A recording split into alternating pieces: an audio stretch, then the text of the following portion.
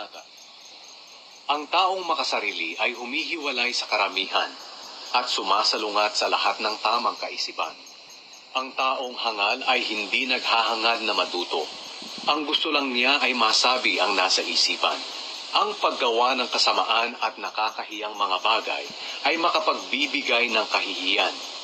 Ang salita ng taong marunong ay nakapagbibigay ng karunungan sa iba. Ito ay katulad ng tubig na umaagos mula sa malalim na batis. Hindi mabuti na kampihan ang taong nagkasala, at hindi mabuti na ipagkait ang katarungan sa taong walang kasalanan. Ang sinasabi ng taong hangal ang pinagsisimulan ng alitan at magdadala sa kanya sa kaguluhan. Ang salita ng hangal ang maglalagay sa kanya sa panganib at kapahamakan. Ang tsismis ay gaya ng pagkaing masarap nguyain at lunukin. Ang taong tamad ay kasing sama ng taong mapanira. Ang Panginoon ay katulad ng toreng matibay, kanlungan ng mga matuwid sa oras ng panganib.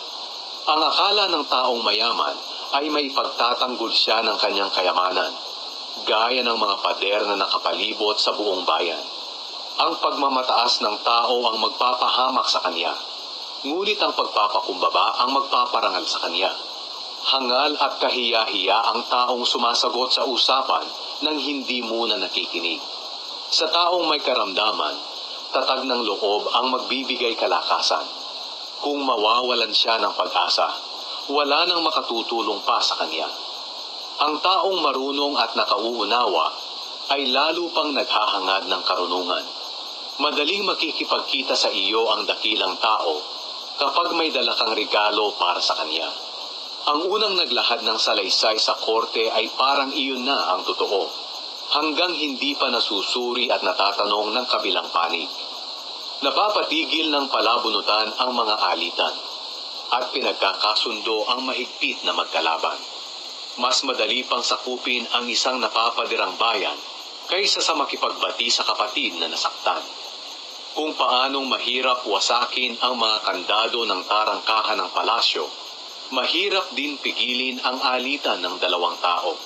Aanihin mo ang bunga ng iyong mga sinasabi. Ang salita ng tao ay makapagliligtas ng buhay, o kaya ay makamamatay. Kaya mag-ingat sa pagsasalita, sapagkat aanihin mo ang mga bunga nito.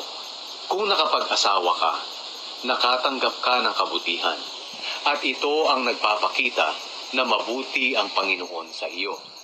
Nakikiusap ang dukha, ngunit ang mayaman ay masakit magsalita. May mga pagkakaibigang hindi nagtatagal, ngunit may pagkakaibigan din na higit pa sa magkapatid ang pagsasamahan.